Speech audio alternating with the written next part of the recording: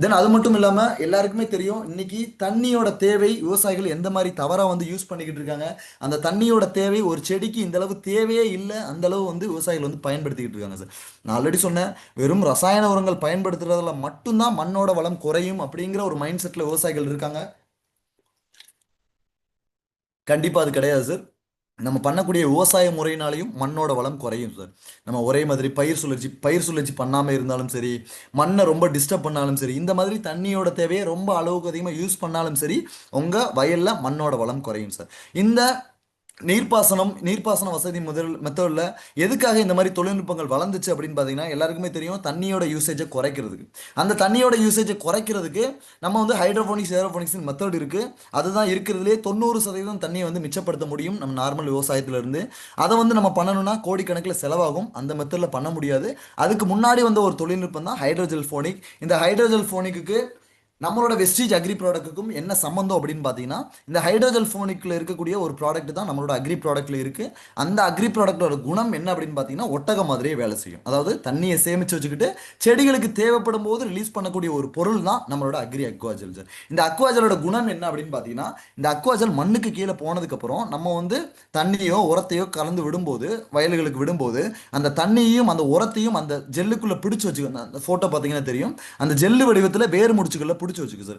பிடிச்சி வச்சுக்கிட்டு ஏனோ தானோன்னு தண்ணியை ரிலீஸ் பண்ணாது. அந்த செடிகள் வந்து டீஹைட்ரேட் ஆகும்போது, அதிகமாக வெயில் அடிச்சு மண் காயும் போது, செடிகளுக்கு தண்ணி தேவைப்படும் போது மட்டும்தான் தண்ணி ரிலீஸ் பண்ணக்கூடிய ஒரு பொருள் தான் நம்மளோட அக்ரி அக்வாஜல். அதாவது தண்ணியும் சரி உரத்தையும் சரி செடிகளுக்கு தேவைப்படும் போது மட்டும்தான் ரிலீஸ் பண்ணக்கூடிய ஒரு பொருள் தான் நம்மளோட அக்ரி அக்வாஜல். இந்த அக்வாஜல் என்ன சொல்றது, ஒரு மார்க்கெட்டுக்குள்ள வரும்போது நிறைய விதமான செடிகளை டெஸ்ட் பண்ணியிருப்பாங்க. அப்படி டெஸ்ட் பண்ணும்போது ஃபர்ஸ்ட் என்ன செடியில் டெஸ்ட் பண்ணி பார்த்துருக்காங்க அப்படின்னு பார்த்தீங்கன்னா, ப்ரொக்கோலி செடியில். ப்ரொக்கோலினா எல்லாருக்கும் தெரிஞ்சிருக்கும்.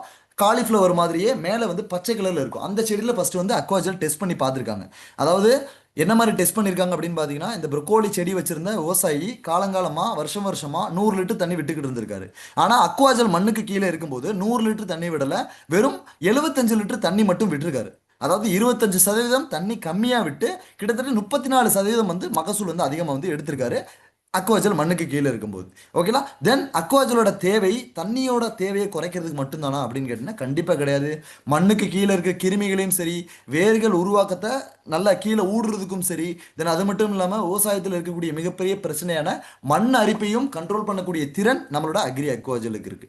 இந்த அக்வாஜலோட குணம் என்ன அப்படிங்கிறத நான் சொல்லிட்டேன். இதை எப்படி யூஸ் பண்ணணும் அப்படின்னு பார்த்தீங்கன்னா, சார் அக்வாஜலுங்கிறது அப்ளை பண்ணும்போது நம்ம வயலில் வந்து லேண்டில் வந்து எந்த விதமான தண்ணியும் இருக்கக்கூடாது சார். அதாவது புழுதி உழவுல கடைசி உழவுக்கு முன்னாடி ஒரு ஏக்கருக்கு 1-2 கிலோ எடுத்துக்கிட்டு நம்ம குருணையோட கலந்து இல்லை குப்பை உரங்களோட கலந்து நீங்கள் அடி உரமாக போட்டுடணும். அதாவது 2 உழவுக்கு அப்புறம் 3 டைம் உழவு ஓட்டுறாங்க அப்படின்னு பார்த்தீங்கன்னா, 2 டைம் உழவு ஓட்டினதுக்கு அப்புறம் நீங்கள் வந்து மற்ற உரங்களோட கலந்து நம்ம அக்வாஜலை அப்ளை பண்ணிடணும். அப்ளை பண்ணிட்டு நீங்கள் கடைசி உழவு ஓட்டணும். அப்படி கடைசி உழவு ஓட்டும் போது எல்லா விதமான உரங்களும் அக்வாஜலும் மண்ணுக்கு கீழே போயிடும், மண்ணோட நல்லா மிக்ஸ் ஆயிரும். ஓகேடா. அந்த மாதிரி தான் அதுக்கப்புறம் தான் நம்ம வந்து தண்ணி விடணும். அதுக்கப்புறம் தான் அந்த தண்ணியை வந்து அக்வாஜல் வந்து ஸ்டோர் பண்ணி வச்சுக்கோ சார்.